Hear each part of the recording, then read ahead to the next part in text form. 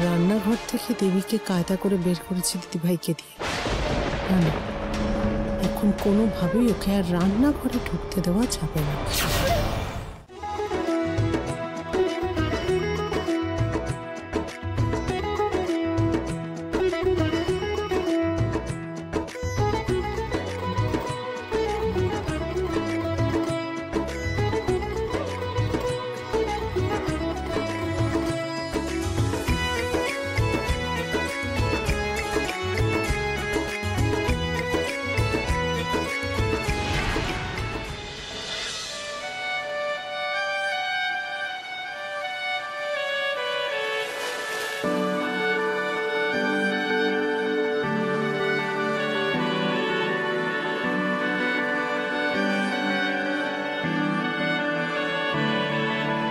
তোমার নামের রোদ্দুরে আমি ডুবেছি সমুদ্রে, জানি না যাব কদ্দুরে এখনো।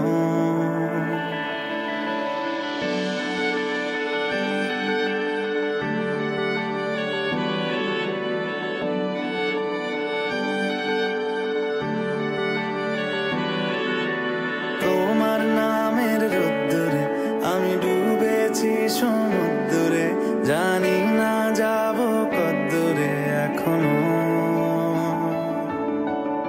আমার পোড়া কপালে আর আমার সন্ধে সকালে তুমি কেন এলে জানি না এখনো। কই কিছু বলছেন না যে? আসলে আমাদের অনেক তো কলকাতার মানুষ, ওনা এইসব নিয়ম আচার এগুলোর একদম বিপক্ষে।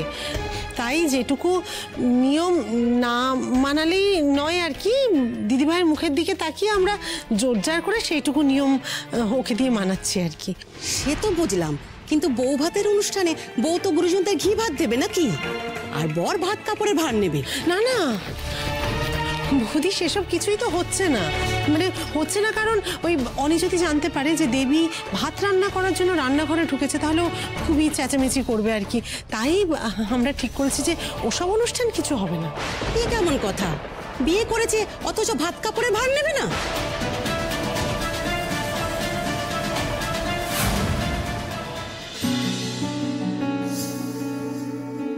আমি আপনার জন্য ফলের রস নিয়ে এসেছিলাম, আসলে আমি জামা কাপড়গুলো এখানে পরে থাকতে দেখে মানে তাই। দেখো, তোমাকে আমার জন্য এসব করতে হবে না।